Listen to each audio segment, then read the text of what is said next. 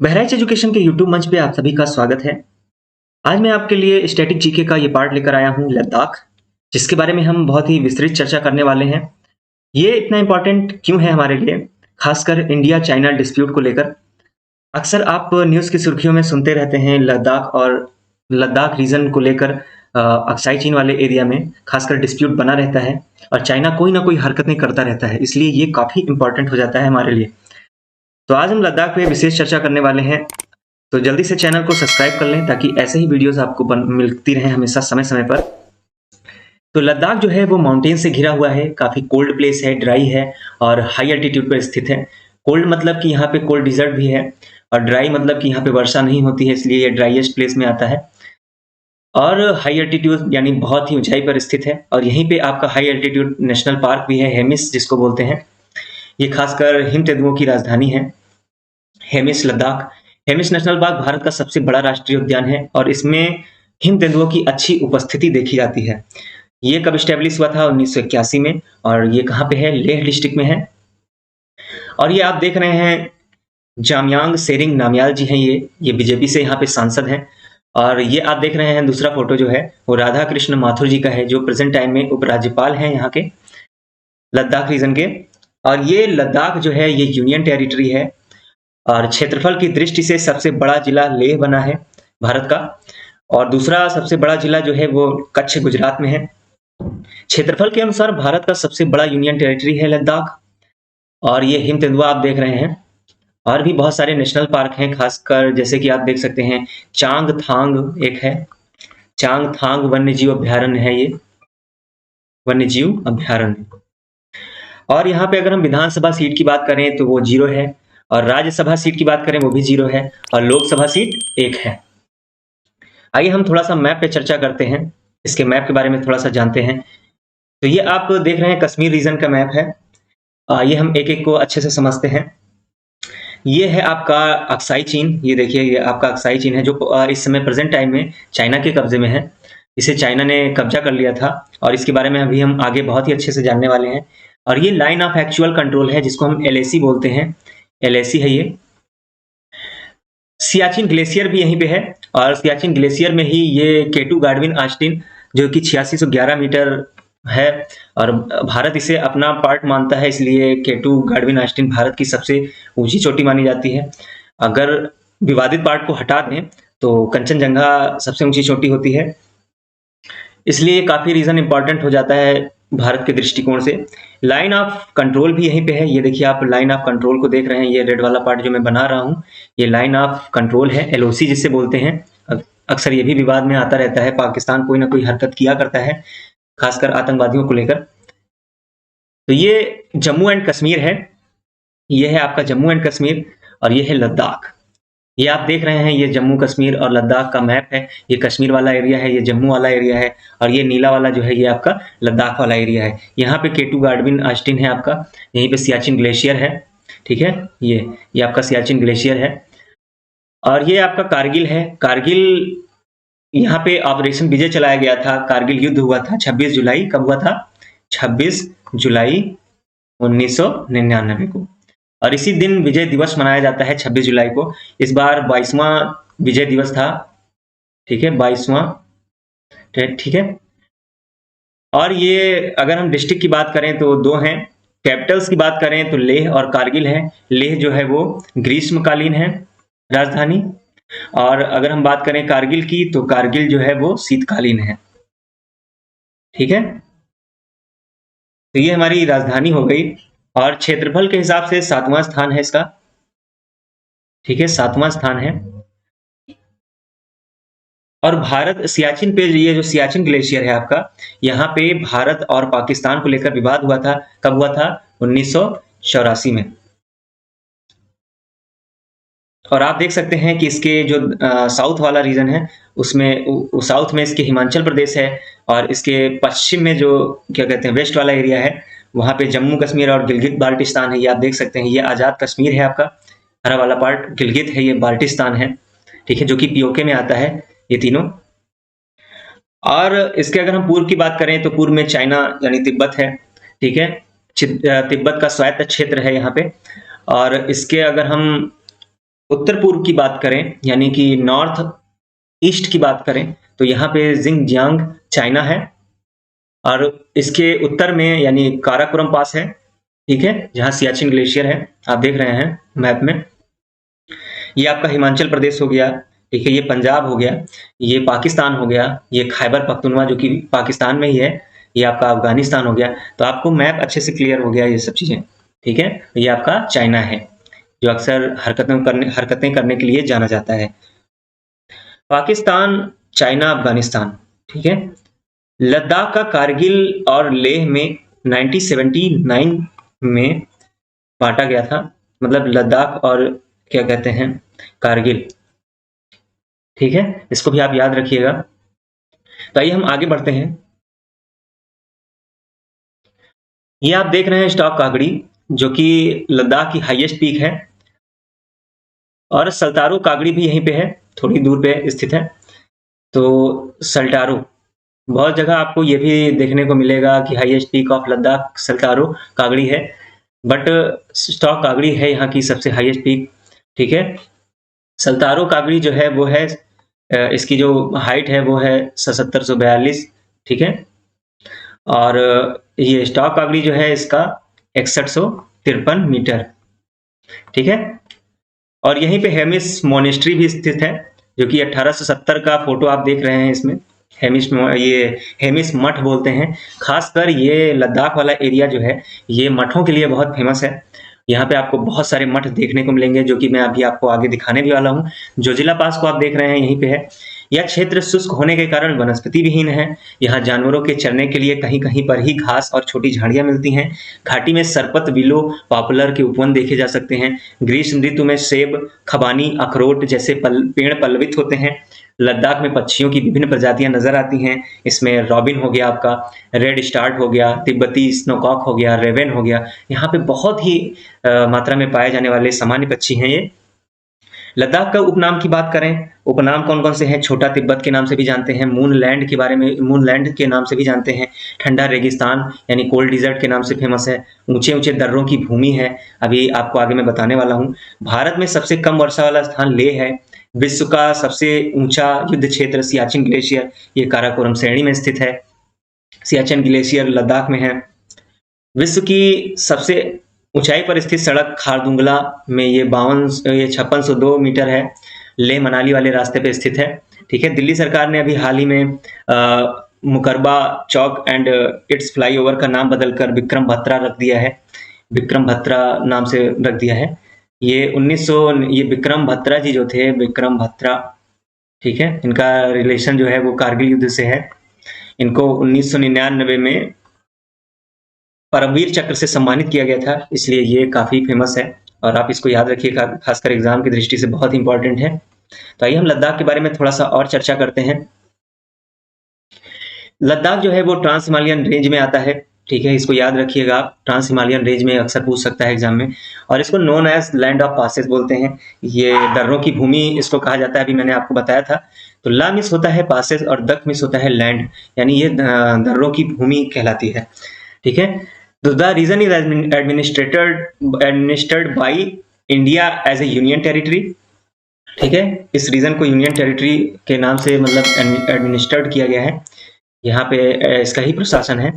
सिंधु नदी और इसकी प्रमुख सहायक नदियां कौन कौन सी हैं? श्योक नुब्रा है, चांग चेनमो है, हानले है, जास्कर है, और सुरु नदी इस क्षेत्र में प्रवाहित होती हैं। अधिक ऊंचाई पर और कम आर्द्रता के कारण यहाँ विकिरण स्तर विश्व में सबसे अधिक है, यहाँ पे विकिरण बहुत ज्यादा है, ठीक है। मृदा दरदरी और रेतीली है, यहाँ की मृदा में कम कार्बनिक पदार्थ, जल प्रतिधारण क्षमता अधिक नहीं होती है, ठीक है, यहाँ पे जल प्रति जो धारण क्षमता होती है वो ज्यादा नहीं होती है। और आइए हम थोड़ा सा यूनियन टेरिटरी जो 8 है हमारी, वो उस पर चर्चा कर लेते हैं। तो उसमें है अंडमान निकोबार आइसलैंड, चंडीगढ़ हो गया, दादरा नगर हवेली हो गया, गवर्नमेंट ऑफ एनसीटी दिल्ली हो गया, और जम्मू कश्मीर श्रीनगर और जम्मू, ठीक है। लद्दाख इसकी राजधानी जो है वो लेह है, और लक्षद्वीप कवरत्ती, ये सब मैंने लिख दिया है, पुदुचेरी भी, ठीक है। ये सब 8 यूनियन टेरिटरी हैं और 28 स्टेट हैं। Ladakh became a union territory on, कब हुआ था ये? 31 अक्टूबर 2019 को Ladakh is renowned for its remote mountain beautiful and distinct culture, जो आपको मैंने बता दिया है कि ये इसके बहुत सुंदर सुंदर माउंटेन्स के लिए जाना जाता है, खासकर इसके कल्चर के लिए बहुत फेमस है। यहाँ पे आपको बहुत सारे नृत्य देखने को मिलेंगे जो भी मैं आपको दिखाने वाला हूँ आगे। और यहाँ की अगर हम लैंग्वेज की बात करें तो ऑफिशियल लैंग्वेज हिंदी और इंग्लिश है। लद्दाखी बोली जाती है 37.78%, पुरखी बोली जाती है 33.61%, हिंदी बोली जाती है 8.94%। ठीक है, और अगर हम रिलीजन की बात करें तो इस्लाम यहाँ पे 47.39% है, और बुद्धिज्म की बात करें बुद्ध धर्म की तो 45.86% है, हिंदुइज्म की बात करें तो 6.22% है। और यहाँ की अगर हम पासेस की बात करें तो चोरबत हो गया, खारदुंग हो गया, चांगला हो गया, और ये हो गया साकला, ठीक है, दगरला, ये सब जितने भी हैं, दोगारला, ये सब यहाँ के दर्रे हैं। स्पोर्ट की बात करें तो the most popular sport is Ladakh is ice hockey. Ice hockey यहाँ का सबसे प्रसिद्ध खेल है। और अगर हम डैम की बात करें तो दमखर डैम जो है वो सिंधु नदी पे है। नींबू बाजगो ये भी सिंधु नदी पे है, ये हाइड्रो इलेक्ट्रिक पावर प्लांट है। और चुटक डैम है यहीं पे, चुटक डैम है जो सुरु रिवर पे बना हुआ है, जो कि सिंधु रिवर की ट्रिब्यूटरी है। लद्दाख की सबसे बड़ी झील जो है वो पैंगोंग झील है, ये भी अक्सर चर्चा में रहती है। सफेद झील के नाम से प्रसिद्ध झील कौन सी है? सोकर मोरारी झील है, ये लद्दाख में है, और इसे रामसर साइट में इंक्लूड किया गया है, ये रामसर साइट में आता है। ठीक है, और लद्दाख जो है वो सिंधु तथा श्योक नदी के बीच में स्थित है। जम्मू कश्मीर पुनर्गठन अधिनियम 2019, इसके तहत जम्मू कश्मीर और लद्दाख नाम के 2 केंद्र शासित प्रदेश बनाया गया था। ठीक है, पहली शताब्दी के आसपास यहाँ पे कुषाण राजवंश का मतलब ये हिस्सा रहता, ये लद्दाख जो है आपका ये कुषाण राजवंश का हिस्सा था, इस वजह से ये काफी इंपॉर्टेंट रोल प्ले करता है। तो सिल्क रोड पे चर्चा कर लेते हैं थोड़ा सा, क्योंकि जो व्यापार होता था खासकर उसी के लिए ये सिल्क रोड थी। सिल्क रोड जो थी वो गेटवे का काम करती थी, खासकर सेंट्रल एशिया के गेटवे का, जो इसमें भारत और तिब्बत दोनों आ जाते थे। तो खासकर पश्मीना शाल के लिए कश्मीर प्रसिद्ध रहा है, इसका रॉ मटेरियल तिब्बत से लद्दाख होते हुए ही आता था। ये आप देख सकते हैं सिल्क रोड, ये पूरा सेंट्रल एशिया है, सेंट्रल एशिया का मैप है ये पूरा। और इसमें आप देख सकते हैं ये सिल्क रोड बनी हुई है, ग्रे कलर की जो लाइनें हैं ये सिल्क रोड को दर्शा रही हैं, और जो ये रेड कलर की लाइनें हैं ये मतलब ब्रांचेस हैं इसके। ठीक है, तो इससे ये पूरा संबंध दिखा रहा है कि भारत का भी है और तिब्बत चाइना का भी पूरा, मतलब ये जो भी ट्रेड होते थे ये सब पूरा दिखाई दे रहा है इसमें मैप में। तो आइए हम आगे बढ़ते हैं, थोड़ा सा समझते हैं इस चीज को। तो पश्मीना शाल के लिए कश्मीर अक्सर प्रसिद्ध रहा है, और इसका रॉ मटेरियल जो होता था वो तिब्बत से लद्दाख होते हुए ही आता था। 1500 साल पहले लद्दाख पर तिब्बतन एम्पायर का आधिपत्य था, और यह बहुत ही शक्तिशाली मतलब साम्राज्य था, एम्पायर था। पूरा सेंट्रल एशिया तिब्बत के अधीन था। 842 में राजा लंगडरमा की हत्या कर दी गई और तिब्बत साम्राज्य कई टुकड़ों में विभक्त हो गया। इसके लगभग 100 साल बाद मर्यूल किंगडम ने लद्दाख क्षेत्र यानी वेस्टर्न तिब्बत को अपने कंट्रोल में ले लिया। ये देखिए आप, तिब्बतन एम्पायर है ये, और ये है लद्दाख का एरिया आपका, ये आप देख रहे हैं ये लद्दाख का एरिया है, और ये तिब्बतन है, ये लहासा है आपका जो सिक्किम के नजदीक पड़ता है थोड़ा सा, और ये नेपाल है आपका। तो ये यहाँ से बहुत ही ज्यादा संबंध था, और मैंने आपको भी ये सिल्क रोड के बारे में बताया, तो खासकर व्यापार के लिए बहुत ज्यादा फेमस था। तो आइए हम जान लेते हैं थोड़ा सा और आगे। तो हमने जो चर्चा की 1500 साल पहले लद्दाख पर तिब्बतन एम्पायर का आधिपत्य था, यह बहुत ही शक्तिशाली साम्राज्य था, और क्या कहते हैं, राजा लंगडरमा की हत्या कर दी गई, तिब्बतन साम्राज्य कई टुकड़ों में विभक्त हो गया। इसके लगभग 100 साल बाद मर्यूल किंगडम आया और पूरे वेस्टर्न तिब्बत पे इसने अपना कंट्रोल कर लिया। इसी मर्यूल किंगडम को ही आगे लद्दाख का नाम दे दिया गया। ठीक है, मर्यूल किंगडम के कमजोर पड़ते ही कौन सी डायनेस्टी ने जन्म लिया? एक नामयाल डायनेस्टी थी, उसने जन्म ले लिया, जो 1460 से 1842 में इसका उदय हो गया। और इस समय मुगल वंश यहाँ पे एक्टिव था। इस वंश के राजाओं ने लेह में शानदार 9 मंजिल पैलेस बनवाए, जो अभी आपको मैं दिखाने वाला हूँ आगे फोटोज के जरिए। बहुत सारे ऐसे मठ बने हुए हैं जो कई राजाओं ने बनवाए हैं। 9 मंजिल पैलेस बनवाया था यहाँ पे नामयाल डायनेस्टी के लोगों ने। और 1586 में अकबर ने कश्मीर को जीत लिया था, और मुगल और नामयाल्स का मतलब पड़ोसी बनना तो तय ही था। मुगल ने सीधे लद्दाख को जीतने की कोशिश नहीं की, क्योंकि लद्दाख को कभी साम्राज्य एक बॉर्डर लैंड की तरह देखते थे। मतलब जितने भी साम्राज्य थे वो एक बॉर्डर लैंड की तरह ट्रीट करते थे इसको, हमेशा एक बफर बना के रखने की कोशिश करते थे। लद्दाख को मुगल सेना ने काफी मदद भी की थी इसके लिए। ठीक है, तो आइए हम आगे बढ़ते हैं। इसके बाद डोगरा इन्वेशन हुआ, मतलब डोगरास आ गए। डोगरा कौन थे? डोगरा राजवंश उत्तर भारत का एक राजपूत राजवंश था। इसकी स्थापना जो की थी वो किसने की थी? महाराजा गुलाब सिंह ने की थी, गुलाब सिंह कुशवाहा। और 15 जून 1819 को कश्मीर में सिख शासन की स्थापना भी हुई थी। कब हुई थी? 15 जून 1819 को। महाराजा रणजीत सिंह ने जम्मू को पंजाब में मिला लिया था, मतलब इन्होंने जम्मू को क्या किया? पंजाब में मिला लिया। बाद में गुलाब सिंह को जम्मू सौंप दिया गया था। ठीक है, 1947 तक जम्मू कश्मीर पर डोगरा शासकों का शासन रहा है। अंतिम शासक कौन थे? महाराजा हरि सिंह। ठीक है, जिनके बारे में आप बहुत ही बार सुन चुके होंगे। इसके बाद 26 अक्टूबर 1947 को भारतीय संघ में विलय के समझौते पर हस्ताक्षर कर दिया गया था। ठीक है, सिखों द्वारा वर्ष 1819 में कश्मीर का अधिग्रहण करने के बाद सम्राट रणजीत सिंह ने की महत्वाकांक्षा हुई लद्दाख को जीतने की, परंतु जम्मू में सिखों के डोगरा सामंत गुलाब सिंह जामवाल ने क्या किया? लद्दाख को जम्मू और कश्मीर के साथ एकीकृत करने का कार्य किया इन्होंने। गुलाब सिंह का एक आर्मी जनरल होता था, जोरावर सिंह नाम था, जोरावर सिंह खालूरिया। 400 की सेना के साथ ये लद्दाख पहुंचा और उसने लद्दाख की सेना को हरा दिया। इस प्रकार 400 साल के चल रहे नामयाल वंश के शासन को खत्म कर दिया गया। यह लड़ाई संकू नियर कारगिल के पास हुई थी और 1840 तक लद्दाख और बाल्टिस्तान पूरी तरह से डोगरा के शासन में रहे और डोगरा यानी सिख शासन के अंतर्गत ही आते थे। जोरावर सिंह अब तिब्बत का पड़ोसी बन चुका था। ठीक है, ये आप देख रहे हैं, ये तिब्बत का मैप है। और जोरावर सिंह जो था अब ये क्या कर रहा था? ये अब आगे बढ़ना चाहता था और यहाँ पे पड़ती है आपकी माउंट कैलाश, ये आप देख रहे हैं माउंट कैलाश है ये, और यहीं पे हमारा पड़ता है कैलाश मानसरोवर, जिसके नजदीक से सिंधु नदी निकलती है और सिंधु नदी लद्दाख होते हुए ही जाती है। यहाँ आप जास्कर श्रेणी को भी देखते हैं।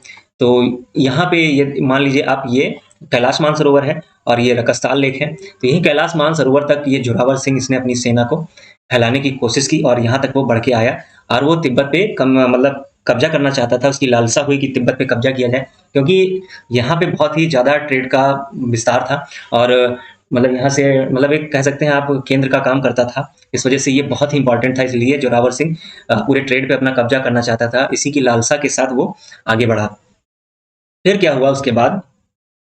तिब्बत में चीन का शासन था और किंग डायनेस्टी तिब्बत को जीत चुकी थी। अब जोरावर सिंह के मन में ये जीतने की लालसा हुई थी, इसलिए जोरावर आगे बढ़ा।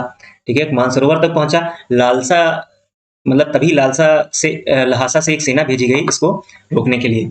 लहासा आप देख सकते हैं कहाँ पे है, ये है लहासा आपका, ये है लहासा आपका, और यहीं से एक सेना भेजी गई इनको रोकने के लिए। मतलब यहाँ पे एक सेना भेज दी गई कि इनको रोको जाके कैसे भी, ये आगे ना बढ़ने पाए। ठीक है,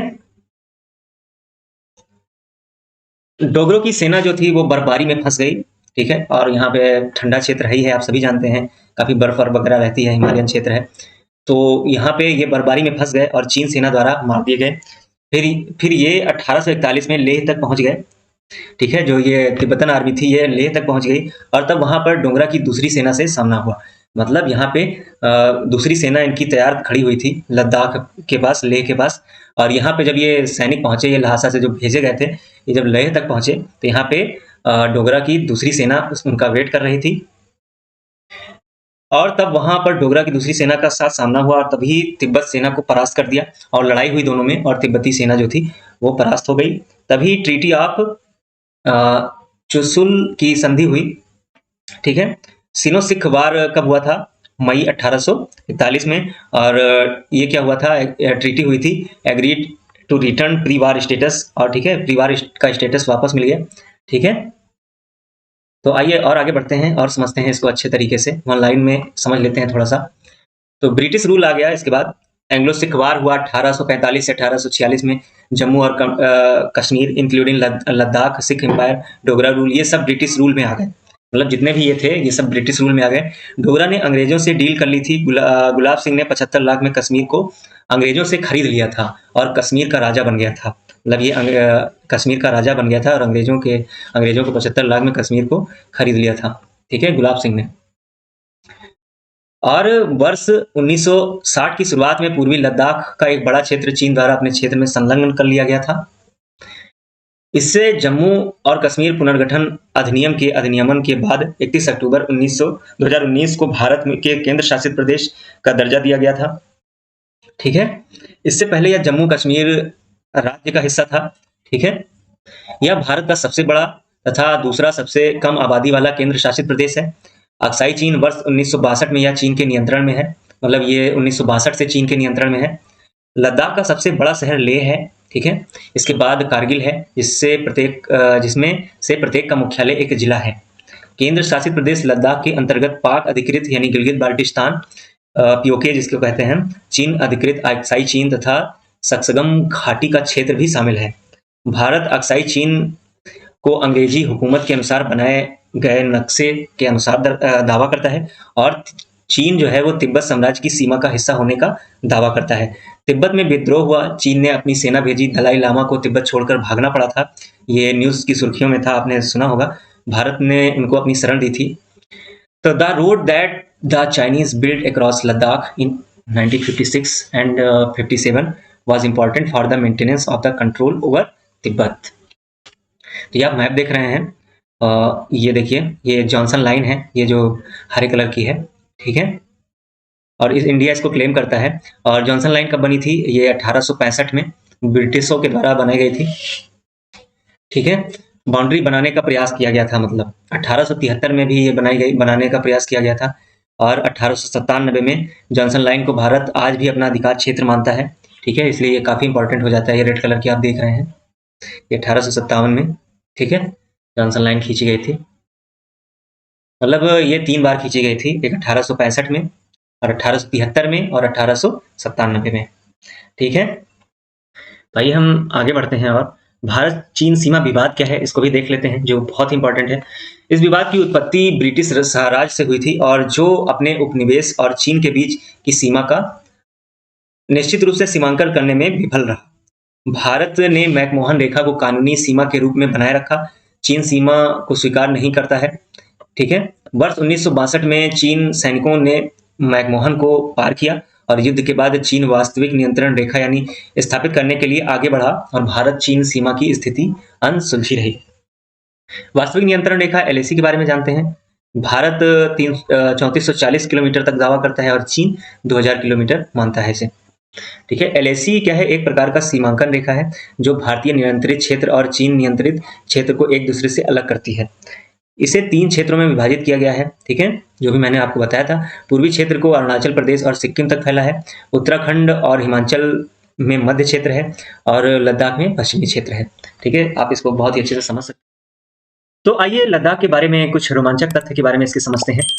ये है मैग्नेटिक हिल, जिसके बारे में आपने सुना होगा, और अगर नहीं सुना है तो आप जरूर लद्दाख को एक बार विजिट करिए और इसको एक्सपीरियंस कीजिए, क्योंकि ये 4 किलोमीटर तक का एक क्षेत्र है। मैग्नेटिक फील्ड यहाँ जनरेट होती है, और ये आप कार देख रहे हैं, यहीं से ये स्टार्ट होता है और 4 किलोमीटर तक आगे जाता है।